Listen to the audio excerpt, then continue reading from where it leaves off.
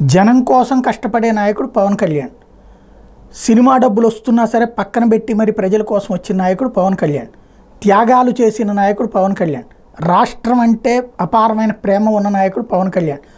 రాష్ట్ర ప్రజల కోసమే రాజకీయం చేస్తున్న వ్యక్తి పవన్ కళ్యాణ్. ఇది చంద్రబాబు గారు ప్రతి మీటింగ్లో పవన్ కళ్యాణ్ గారి గురించి పొగుడుతున్నది. 40 ఏళ్ల అనుభవం ఉన్నటువంటి వ్యక్తి చంద్రబాబు. రాష్ట్రాన్ని అభివృద్ధి చేయగలిగిన వ్యక్తి చంద్రబాబు. గతంలో రాష్ట్రాన్ని అభివృద్ధి చేసిన వ్యక్తి చంద్రబాబు.